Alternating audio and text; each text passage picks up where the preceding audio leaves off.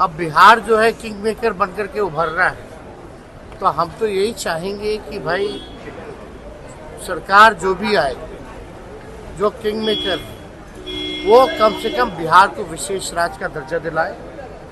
और जो हम लोगों ने 75% जो आरक्षण की सीमाएं बढ़ाई थी और जो शेड्यूल 9 की बात है, तो वो शेड्यूल 9 में डाला जाए और साथ ही साथ पूरे देश भर में जाति जनगणना वो कराए। ये हम लोगों की 3 मुख्य डिमांडें होंगी। बिहार के साथ साथ तेजस्वी जी यूपी में भी अच्छा प्रदर्शन हुआ है। अयोध्या जी दिए भाई जी बिल्कुल। तो हम तो कहते थे जो नफरत की बात, प्रधानमंत्री मुसलमान भाइयों के बारे में इतना जहर बोलते थे, नफरत की बात करते थे, आज देखिए राम जी ने भी सबक सिखा दिया। चाचा को लाएंगे साथ में। अगर जो प्रदर्शन रहा है बहुत ही बढ़िया रहा है और आप जान रहे हैं बिहार से ही चुनाव उठा और जिस हिसाब से हम लोगों ने चुनाव मुद्दों पर लड़ने का काम किया है वो आप सब लोग देख सकते हैं। अब तो अयोध्या में राम जी का आशीर्वाद तो इंडिया गठबंधन को हम लोगों को मिला, तो कहीं भी जो है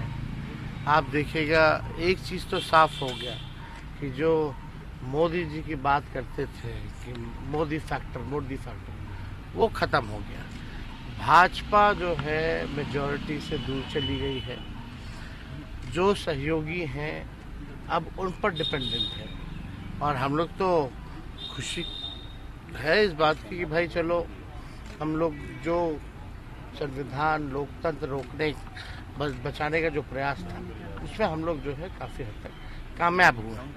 अब हमारी यही उम्मीद है कि जो भी नई सरकार बने खास तौर पे बिहार को विशेष राज्य का दर्जा दिलाए और जो हम लोगों ने 75% जो आरक्षण जो बढ़ाया है उसको शेड्यूल 9 में जो है वो किया जाए। आप चाहते हैं कि सरकार इंडिया बनाना चाहिए, प्रयास करना चाहिए? देखिए हमारी सरकार प्रयासरत तो हम लोग रहेंगे उसमें देखिए प्रयासरत लोगों को रहना चाहिए, क्यों नहीं रहना चाहिए। आपने कहा के बाद नीतीश जी बड़ा फैसला ले सकते हैं, क्या दबाव है कि इंडिया ब्लॉक आ गया है? सबसे महत्वपूर्ण बात है कि भाई बिहार को विशेष राज्य का दर्जा मिलना चाहिए किसी भी कीमत पे और जो आरक्षण की सीमा जो 75% है उसको शेड्यूल 9 में डालना है। अगर होता है कुछ ऐसा, अगर हम लोगों के पास आएगा तो हम लोग जरूर को क्या कहेंगे, बहुत अहम है। उनका पराभव हो गया है, वो पराजित हो गए, स्वीकार करना चाहिए। मोदी यही चेहरा था बीजेपी का अब तक 10 साल। मोदी है तो मुमकिन है, मोदी की सब गारंटी है, सब गारंटी लोगों ने खत्म कर दी। आप स्वीकार तो करो कि हम हार गए हैं। बीजेपी को बहुमत नहीं मिला है भाई। बहुमत का जो आंकड़ा है वो आंकड़ा मैं उनको बता दूंगा। उनको 235 240 सीटें कुछ मिली है, मैं देखे नहीं क्या ये बहुमत है। कल से मैं देख रहा हूं एनडीए की सरकार लाने जा रहे थे मोदी की सरकार। मोदी जी की सरकार लाने की बात हो रही थी ना, तो मोदी जी की सरकार कहां है? ये जो 2 चंद्रा बाबू जी और नीतीश कुमार जी, ये जो 2 बांबू है, दो लकड़ियां है, उसका ऊपर अब ये सरकार बनेगी, वो कभी भी हिल सकती है। तो मोदी जी की तो नाक कट गई है, तो हमको बिना नाक वाला प्रधानमंत्री नहीं चाहिए। कैसे घूमेंगे? Modi brand is finish.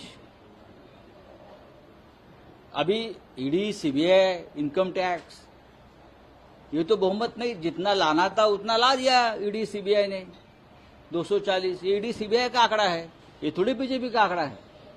BJP हार गई है।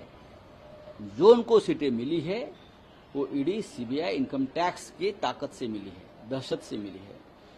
वो सरकार बनाने अगर जा रहे तो जाने दो, हम उनका स्वागत करेंगे। डेमोक्रेसी है, हम लोकतंत्र को मानते हैं। उनको सरकार बनाने का तैयारी करने का पूरा अधिकार है, लेकिन हमारे पास भी आंकड़ा है। हम भी अभी 250 तक तो है। हमको तो आप लोग 100 सीट भी देने के तैयार नहीं थे। लोगों ने हमको 250 सीट दी और सरकार बनाने का मैंडेट है। आपके पास कहाँ मैंडेट है? अगर चंद्रा बाबू और नीतीश कुमार जी ने ये तय कर लिया कि हमको तानाशाह के साथ नहीं जाना है, हमें लोकतंत्र के साथ जाना है, हमें डेमोक्रेटिक सिस्टम में काम करना है, और ये दोनों नेता ने अब तक तानाशाही के खिलाफ संघर्ष किया है, कुछ चंद्रा बाबू जी हो या नीतीश कुमार जी हो, मुझे नहीं लगता है लोग तानाशाह के साथ जाएंगे।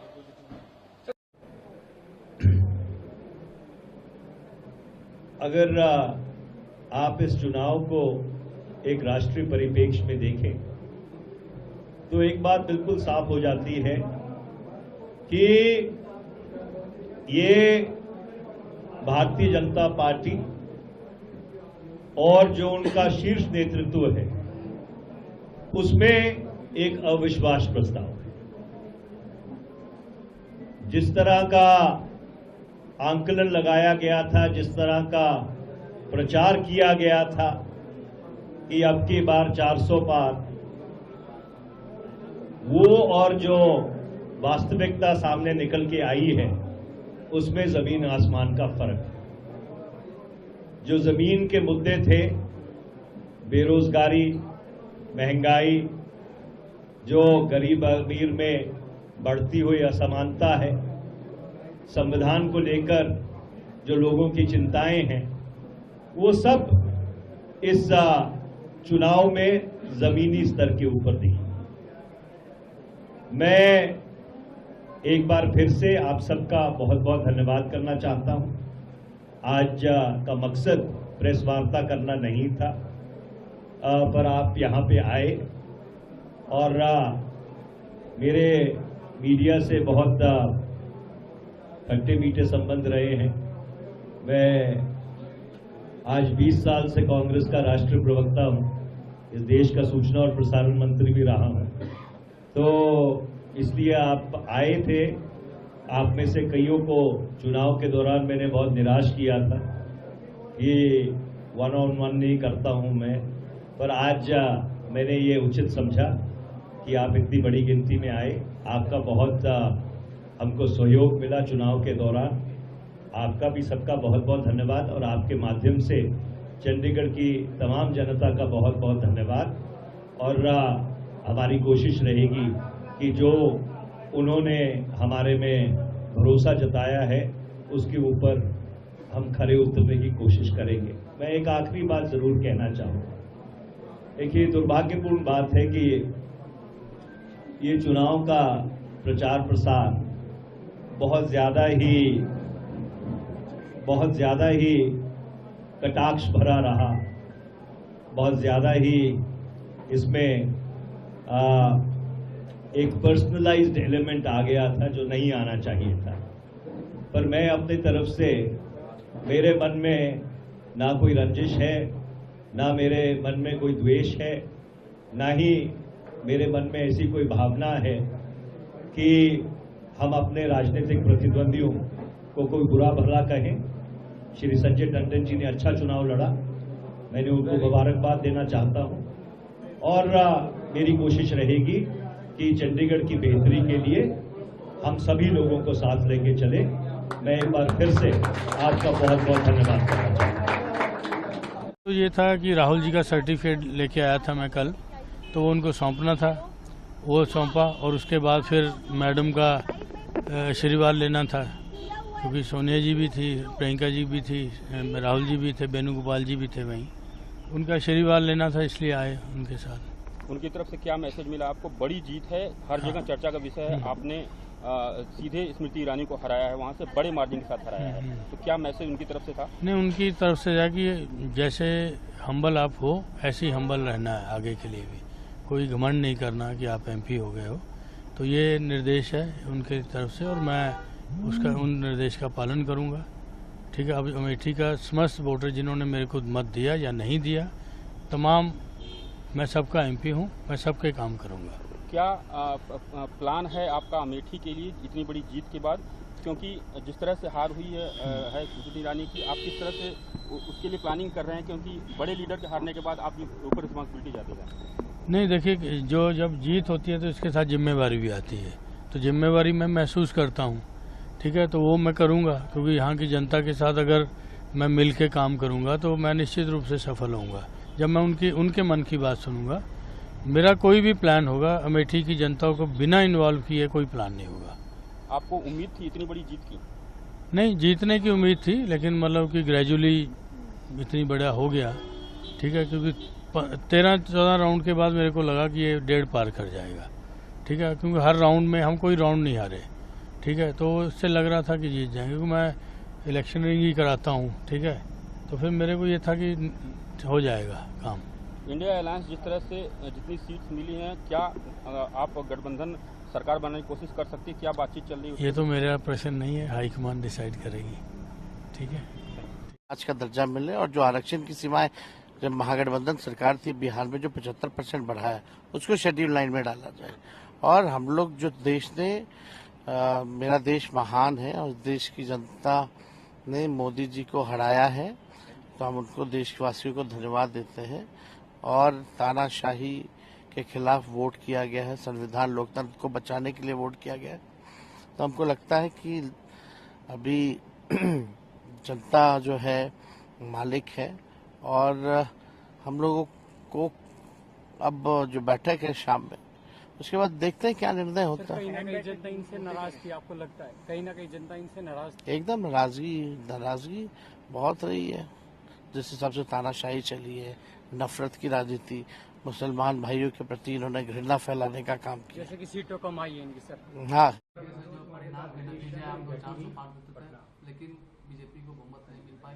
अब जेडीयू और टीडीपी के पास है, तो क्या लगता है कि आप लोग क्या संपर्क या फिर बीजेपी? अरे हम लोग जाएंगे आएंगे क्या, हम लोग तो हैं, एनडीए में हैं, एनडीए में रहेंगे, इसमें जाने आने की बात कहाँ है। हम लोग साथ मिलके लड़े हैं, साथ मिलके रहेंगे, आगे भी साथ मिलके चले। कहा यह जा रहा है कि ऑफर भी है वो एनडीए की तरफ से? अरे ये सब तो राजनीति में चलते रहता है, लेकिन फैसला पार्टी का यही है।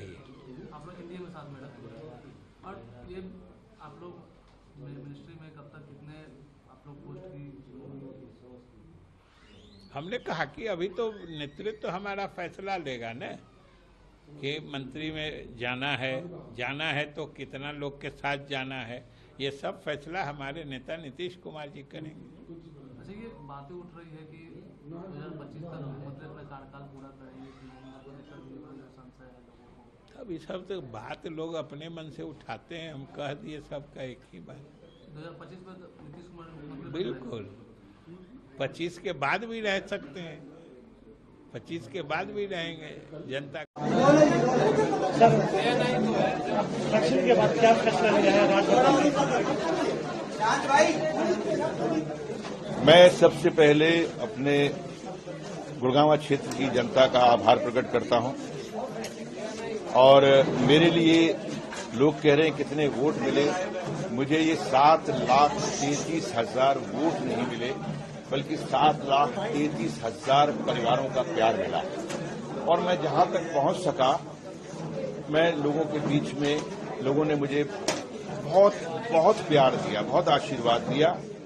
और मैं जो चुनावी दौर में जब मैं कहा करता था कि मैं यहाँ काम करने के लिए आया हूँ, मैं यहाँ बसने के लिए आया हूँ, मैं यहाँ बसने के लिए आया हूँ, वो वाकई में यहाँ बस रहा हूँ, क्योंकि ये मेरे पूर्वजों की, मेरे जो बुजुर्ग जो यहाँ आए थे हरियाणा में, कि शायद उनका आशीर्वाद है कि आज मुझे इतने लोगों का प्यार मिला। और शायद मैंने चुनावी राजनीति के अंदर मैंने बहुत चुनाव लड़े हैं, लेकिन जितना मुझे लोगों ने यहाँ प्यार दिया है, ये मेरे लिए बहुत बड़ी ऊर्जा है। और मैं यहाँ रह के काम करूंगा, और मैं चाहूंगा कि जो लोग मुझे जितनी भी मेरी हैसियत है, क्योंकि मुझे कोई दस्तखत करने का कोई पेन नहीं मिला या कोई लेटरहेड नहीं मिला, लेकिन मेरी ऊर्जा और मुझे इतना प्यार जो मिला है, मैं चाहे यहाँ का सीवर सिस्टम हो, चाहे यहाँ का पीने के पानी का सिस्टम हो, चाहे यहाँ की गंदगी हो, चाहे यहाँ पर जो है जो एक हालात है, जो लोगों के साथ में जो मुआवजे को लेकर, जो जमीनों के साथ में जो हो रहा है, जो हाउस टैक्स को लेकर जो यहाँ प्रॉब्लम्स हो रही हैं, मैं इन तमाम प्रॉब्लम्स को लेके मैं उतरूंगा, लोगों के बीच में जाऊंगा, सड़कों पर जाऊंगा, मेरी अपनी सरकार आएगी तभी मैं प्रशासन के साथ में अपनी बात करूंगा, लेकिन मैं अपने लोगों के लिए राहत बनकर यहाँ पे खड़ा हूंगा। ये मेरा वचन था और ये मेरा वचन अपना निभाऊंगा। नहीं, मेरी टिकट तो मेरा देखिए, मैंने कहा ना कि मेरा मुंबई में छोटा परिवार है। मेरे भाई है, मेरे बच्चे हैं, मेरी बीवी है ना, उनके परिवार हैं। तो मैं यहाँ तो इतना बड़ा परिवार है, अभी तो 7.5 लाख परिवार हुए हैं। मुझे तो सब परिवारों के बीच में घूमना, क्योंकि मैं बहुत जा नहीं सका था। कुल 18 दिन का तो चुनाव था मेरा, और इस 18 दिन में इतने लोगों ने प्यार दिया है, तो मेरा ये फर्ज बनता है कि मैं अब यहीं बसूं, इन्हीं के दिलों में रहूं। जो कहा था इन्होंने मुझे दिलों में बसाया है। चुनाव जीतना हारना ये तो बहुत मामूली सी बात है। देखिए, वो मैं यही कह सकता हूं कि वो जो उनके पास में था उसमें भी 60 गवाह बैठे हैं। इसका मतलब यह है कि अब वो सरकार की जोड़ तोड़ करेंगे। वो टीडीपी से बुलाएंगे, नीतीश जी को बुलाएंगे, चिराग पासवान को बुलाएंगे, अब उनके भरोसे हैं। अब पता नहीं ये तीनों लोग लेटर देने से पहले क्या कहेंगे कि भाई इनको जो प्रधानमंत्री वो राजनाथ सिंह जी चाहिए या गडकरी जी चाहिए, या आरएसएस तय करेगी कि कौन हो। अब आरएसएस की हैसियत बढ़ जाएगी। राज बब्बर अब लोगों के बीच में, राज बब्बर अब कहीं नहीं जा रहा। बहुत ऊर्जा दे दी है मुझे। मैं जब सुबह उठा हूं तो मुझे सूरज की किरण सीधी मेरे चेहरे पे पड़ी, और रात को जो मुझे जो आशीर्वाद दिखा, वो दोनों चीजें मिला के मेरे अंदर बहुत ऊर्जा है। I will be there, I will be here. Amethi की जीत को आप किस रूप में देखते हैं? अमेठी की जीत जो है गांधी परिवार और यहाँ की जनता की जीत है। ठीक है, ये उन्हीं को समर्पित है। अगर जीतते हैं, अभी तो काउंटिंग चल रही है वैसे, तो अभी 14-15 राउंड की रिजल्ट आया जो, उसमें मेरा ख्याल शायद 1 लाख प्लस हो गया। तो ये क्योंकि अभी काउंटिंग हो रही है तो मैं अभी जीत नहीं पाऊंगा उसको, तो लेकिन ये गांधी परिवार और यहाँ की अमेठी की जनता की जीत है। सुबह से जब से काउंटिंग चालू हुई है, एक भी राउंड में आप पीछे नहीं हुए। 1 लाख से ऊपर मत मिले हैं। केंद्रीय मंत्री के सामने जो है आप बहुत कम समय में जो चुनाव लड़े, इस पर क्या रिएक्शन है? देखो, मैं नहीं लड़ा, यहाँ की जनता लड़ी। ठीक है, मैं तो एक मतलब है कैंडिडेट बन के घूमता रहा इनके बीच में, लेकिन असली काम तो यहाँ की जनता ने किया। और प्रियंका जी ने मेरे लिए बहुत किया यहाँ आके, और राहुल जी ने मेरे लिए किया, और खड़गे जी भी आए। मेरी खड़गे जी ने स्पेशल मीटिंग दिया, राहुल जी ने मीटिंग दिया, प्रियंका जी तो 2.5 दिन रही यहाँ पे। तो ये सारा उनका मतलब किया हुआ है। मैं कभी भी यहाँ की जनता को हमेशा धन्यवाद दिया, और मेरे को जो टिकट भी दिया है तो गांधी परिवार ने दिया, मेरे पे विश्वास किया, और मैं शायद उनके विश्वास पे पूरा उतर रहा हूँ। अभी काउंटिंग पूरी हो जाए, देन मैं बात करूंगा आपसे। शुरू से कह रहा था, कोई चुनौती भाजपा के सामने दिल्ली में नहीं है। अरविंद केजरीवाल की सरकार ने दिल्ली को बहुत बेदर्दी के साथ लूटा, दिल्ली को सलम बना दिया, दिल्ली को बर्बाद कर दिया। और दूसरी तरफ मोदी जी की लीडरशिप में अनेक जन कल्याणकारी योजनाएं दिल्ली में शुरू हुई। मोदी जी ने दिल्ली में ऐतिहासिक विकास के कार्य जो करवाए, उससे दिल्ली के लोगों के मन पर बड़ा भारी इम्पैक्ट था, और लोगों ने ये मन बना लिया था कि हम दिल्ली में भी साथ के साथ भाजपा उम्मीदवारों को चुनाव जिताएंगे, और उसके बाद जब विधानसभा का चुनाव आएगा तो 2/3 बहुमत के साथ भाजपा को दिल्ली में लाएंगे, जिससे कि मोदी जी का जो सपना है, जो उनकी इच्छा है कि दिल्ली को वर्ल्ड क्लास सिटी बनाया जा सके, तो मोदी जी का ये सपना जरूर पूरा हो सकेगा। 2/3 बहुमत के साथ दिल्ली में भाजपा की सरकार बनेगी। जिस क्षेत्र से आप आते हैं वहाँ पर सबसे बड़ी चुनौती जल संकट की है, उसके लिए क्या प्लान? नहीं, पूरी दिल्ली में जल संकट की स्थिति है। अभी अरविंद केजरीवाल का इस्तीफा मांगा जाएगा कि आप 24 घंटे दिल्ली को क्लीन वाटर देने का वायदा आपने किया था। अब दिल्ली के लोग बूंद बूंद पानी के लिए तरस रहे हैं। जो जल बोर्ड 600 करोड़ रुपए के मुनाफे में था, आज 78,000 करोड़ रुपए के घाटे में है। अरविंद केजरीवाल ने जल बोर्ड को भी लूटा है, अरविंद केजरीवाल ने दिल्ली को भी लूटा है। इसलिए मैं आज ऐलान कर रहा हूं कि विधानसभा का चुनाव जब भी होगा, दिल्ली के लोग मोदी जी की पार्टी को दिल्ली में 2/3 बहुमत के साथ दिल्ली की सत्ता सौंपेंगे। और लोगों ने फैसला सुना दिया कि अरविंद केजरीवाल तुम्हारी जगह सीएम हाउस में नहीं है, तुम्हारी जगह सेक्रेटेरिएट में नहीं है, विधानसभा में नहीं है, तुम्हारी जगह तिहाड़ जेल में है, क्योंकि आपने दिल्ली को लूटा भी है और दिल्ली को सलम भी बनाया है। समाजवादी पार्टी ने उत्तर प्रदेश में समाजवादियों का लक्ष्य था कि भारतीय जनता पार्टी को रोकें, उसमें मैं जनता का धन्यवाद देता हूं।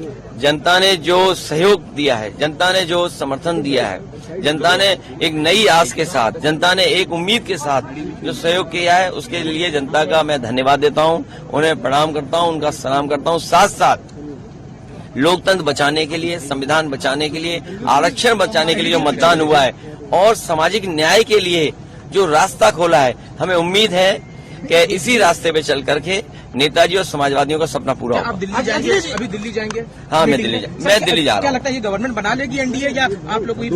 देखिए, नंबर की बात है, नंबर की बात है। तुमको भी नहीं मिला है। देखिए, जनता ने नकारात्मक राजनीति को नकार दिया है। नकारात्मक राजनीति के खिलाफ मतदान हुआ है। सकारात्मक राजनीति हो, सामाजिक न्याय मिले, लोकतंत्र बचे, आरक्षण बचे या हमारा संविधान और बेहतर हो, तो उस दिशा में जनता का मतदान हुआ है। भारतीय जनता पार्टी ने हमेशा संविधान को ठेस पहुंचाने का काम किया।